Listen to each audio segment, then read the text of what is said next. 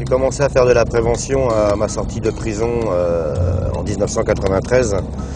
J'ai été incarcéré pour différents problèmes et notamment pour des problèmes de drogue. À ma sortie de prison, j'ai rencontré un procureur de la République qui cherchait des profils de gars pour faire de la prévention dans des établissements scolaires. Et puis très rapidement, je suis devenu un spécialiste de la sécurité routière et plus particulièrement avec une spécificité drogue au volant. Ensuite, j'ai rencontré des gens qui m'ont fait rentrer dans l'entreprise. Et maintenant, depuis 10 ans, donc, je fais de la prévention, que ce soit dans le milieu scolaire ou alors en entreprise, mais tous secteurs d'activité confondus. On m'a demandé de venir vous voir pour essayer en l'espace de 30 minutes, donc c'est relativement court, de vous donner donc une information sur les addictions. Les addictions, donc c'est tous les problèmes de dépendance qu'on pourrait avoir avec différents produits, notamment avec des produits psychotropes. Donc un produit psychotrope, c'est un produit qui va agir sur votre système nerveux central. Il y a 3 grandes familles. Le premier que tout le monde connaît, donc c'est l'alcool.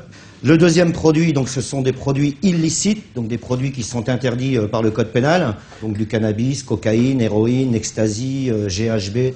Et le troisième produit, donc c'est des médicaments. Donc pareil, vous avez des gens qui se défoncent également, donc avec les médicaments, etc., etc. quoi. Les compagnons que j'ai en face de moi, donc ils sont la plupart du temps, ils sont dans le déni, quoi. Ils savent que c'est dangereux de boire quand on est au travail ou quand on est au volant d'une voiture.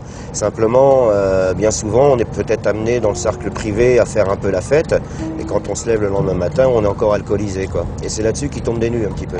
Serre-moi une dose comme tu fais à la maison, on sort pas. Voilà. T'en bois combien sans être défoncé? Sans être défoncé Comme ça? Ouais. Oh, jusqu'à 10-12. 10-12. Ouais. Voilà ce que c'est qu'une dose de bar. T'en mets un, allez, dedans il y en a 3 dedans. T'en bois 10, ça fait 30. 30 ricards de bar. Tu peux faire ce que tu veux. Il te faut 1 heure pour l'éliminer. T'en bois 30, il te faut 30 heures. C'est dimanche soir, tu te couches à 8 heures. Pourtant on bouffe, après tu prends ta douche, tu fais ta nuit. Le lendemain matin à 8 heures, tu es encore positif. Tu souffles dans le ballon sur le chantier parce que tu as blessé quelqu'un ou n'importe quoi. C'est les bracelets directs, on t'emmène en zone directe aujourd'hui, quoi. Les risques émergents, donc notamment par rapport au cannabis, effectivement, il y a beaucoup de vieux, donc entre guillemets, qui partent en retraite, qui sont remplacés par des jeunes, et ces jeunes, donc effectivement, peuvent être amenés donc à fumer du shit, quoi.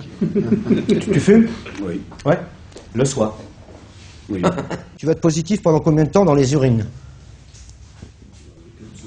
1 semaine. Maintenant, pour quelqu'un qui fume tous les soirs. Tous les soirs, le mec, il rentre chez lui, après une bonne journée de boulot, il fume son petit pétard avec sa femme dans le canapé. Il fait ça tous les soirs. Il va être positif pendant combien de temps, lui? 30 à 40 jours, à condition que tu arrêtes. Si c'est tous les soirs, Il sera positif tout le temps.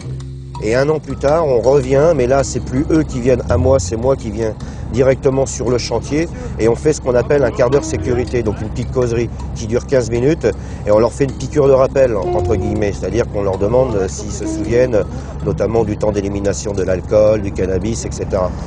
On fume un joint, si c'est la première fois, on va être positif pendant combien de temps? Bah déjà, pour moi, c'est vachement thérapeutique, parce qu'effectivement, bon, à ma sortie de tôle, j'étais complètement paumé. On m'a tendu une perche, donc je l'ai saisie. Aujourd'hui, c'est plus qu'un job, c'est devenu une passion, quoi.